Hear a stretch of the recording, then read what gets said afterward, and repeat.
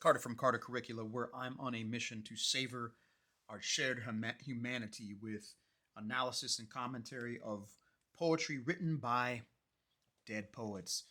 We are in a series where we're taking a look at the book Black Feeling, Black Talk, Black Judgment by Nikki Giovanni. Nikki Giovanni was a poet, obviously. She has a book of multiple books of poems. She was an activist. She was an educator. And we are taking a look at her poem today called Intellectualism. We've already taken a look at 7 poems prior to this. We're taking a look at 10 total in this book. 10 that just caught my attention. No rhyme or reason to it. I read them through, and these are the poems that caught my attention. So here we go. I'll read it through. I will analyze the text, making observations, breaking it down a touch, and then I will provide some commentary and application for the text at the very end or even along the way. So here we go. Intellectualism. Sometimes I feel like I just get in everybody's way. When I was a little girl, I used to read or make fudge. When I got bigger, I read or picked my nose. And that's what they called intelligence. Or when I got older, intellectualism. But it was only that I was in the way. Wow. All right. So man, we've got a text here that has some meat to it. Some of it is a little bit cryptic, so let's go ahead and break this bad boy down. When we're talking about intellectualism, we're talking about the exercise or application of um, the abstract or profound thinking. So when we're talking about intellectualism, we're talking really about Nikki Giovanni, an intellect, a poet, a professor, a person who challenged the way that people thought at the time. So she was an intellect, right? So this is a good characterization from what I know about Nikki Giovanni. This is a good characterization of herself, of who she was. Right? She's the author. She's not necessarily the speaker, but it does reflect who Nikki Giovanni was. Now we talk about the speaker. The speaker breaks, or the author breaks up this text in what I could see to be 3 parts. One is almost like a generalization or what's going on now in the moment. Sometimes I feel like I just get in everybody's way. We see that she starts that off, and that is a discussion of how she feels at that moment with the present tense there. I feel like I just get in everybody's way.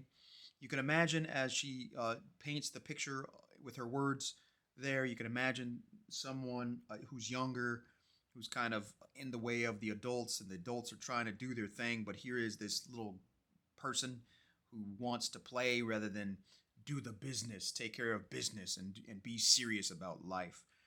We see a progression here. When I was a little girl, so she talks about herself being a little girl. The speaker is a little girl. And then it says, I used to go read, right? So when she felt like there was a sense of being in someone's way, so what she would do was do what the intellectuals do. That's to go read or make fudge. Now you'll notice there's 2 parts here where it talks about reading. One up top here when she talks about herself as a little girl, and then another part where she talks about herself being a little bit bigger. She talks about reading once again. It's curious that each time that she has a verb that follows, it's making fudge or picking her nose, which are very trivial, insignificant things as it relates to this poem. This poem is about being an intellectual, right? And she's talking about picking her nose or making fudge. Come on, man. Like picking your nose, making fudge. But the stable thing, the consistent thing, the steady thing is the actual reading. The girl grew up into a young lady, and she still reads. That's what they called intelligence. So at least as she reflects back on her young adult days, maybe this is more of a young adulthood. That's what they used to call intelligence, right? When I got older into a mature adulthood, that's what they called intellectualism. Same difference. These two ideas are just the same thing. It doesn't really matter. It doesn't seem like she's trying to draw great contrast in the difference. Yeah, call it this, call it that, whatever you call it. But, dude, I'm telling you, man, the butts are big. Butts are big in a poem. It was only that I was in the way, right? So this intelligence, this intellectualism, uh, took place because, man, because she was in the way, and then she felt like she was in the way everywhere she went. So whenever she was felt like she was in the way, she'd go read a book, she'd go read something. So you see the progression now. It's almost like a generalization. Childhood, young adulthood, mature adulthood. It doesn't matter. It doesn't matter. Bigger, older, little, doesn't matter. I felt like I was in the way, so I read. So they called me intelligent, or they talked about intelligence, and they called it something different. Once I got older, it's called intellectualism. Same difference. Here, I question who felt she's in the way. Can we connect this to lines 1 and 2? I think so, but it was only that I was in the way. Sometimes I feel like I just get in everybody's way. It looks like she's talking about being in somebody's way, and she feels like she is um, just a burden, a nuisance. Who felt she's in the way? She feels that. Right? She feels it's her feeling. It's not that she's actually in the way. She feels that she's in the way, and man, it's like she just goes and reads, and this going and reading stems from an insecurity, but it gave birth to really, if we're going to link this up with the author, gave birth to skill and ability. So the skill of intellectualism, right?